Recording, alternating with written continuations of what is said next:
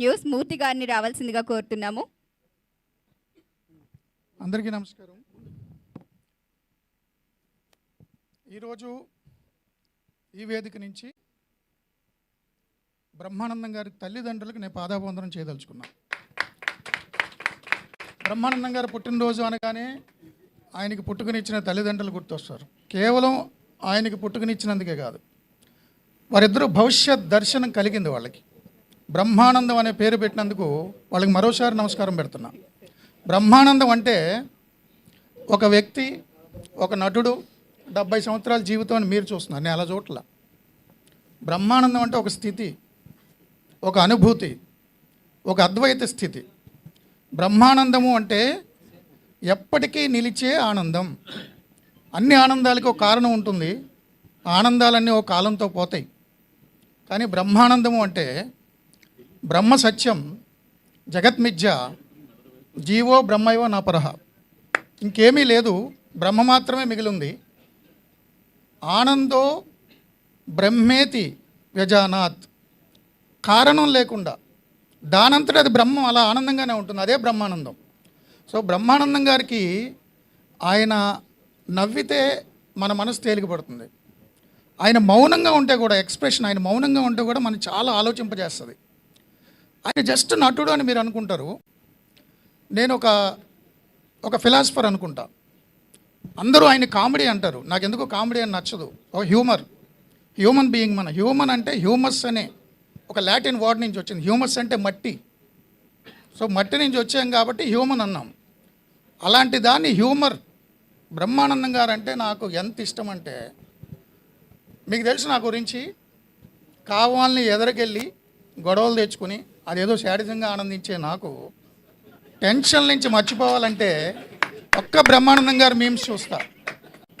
బ్రహ్మానందం గారి సినిమాలు మన ముందు జనరేషన్లు, మన జనరేషన్లే కాదు, ఫర్ ఎవర్.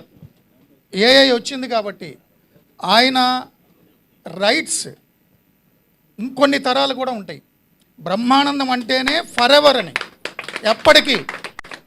ఎప్పటికీ నిలిచిపోయే స్థితి, అద్వైత స్థితి బ్రహ్మానందం గారు. దాన్ని ఊహించారు చూడండి వాళ్ళ తల్లిదండ్రులు, చాలా అద్భుతంగా పేరు పెట్టారు. నాకు బ్రహ్మానందం గారు అంటే చిన్నప్పుడు, గోదావరి జిల్లా నుంచి వచ్చేగాడు సినిమాలు చూసేటప్పుడు ఎంటివాడు, ఆడు, ఈడు, బ్రహ్మిగాడు అంటారు. కానీ ఆయన బ్రహ్మి గాడ్. నాకు ఉకారం తగిలించి తీసేయాలి, బ్రహ్మి గాడ్. చాలా సినిమాలు చూస్తుంటా, చాలా పుస్తకాలు చదువుతుంటా. ఒకరోజు నాకు మిస్డ్ కాల్స్ ఒక 30 ఉన్నాయి. నేను జనరల్గా అన్నౌన్ కాల్స్ ఎత్తను, అదేదో డిఎండి ఏదో ఉంటుంది.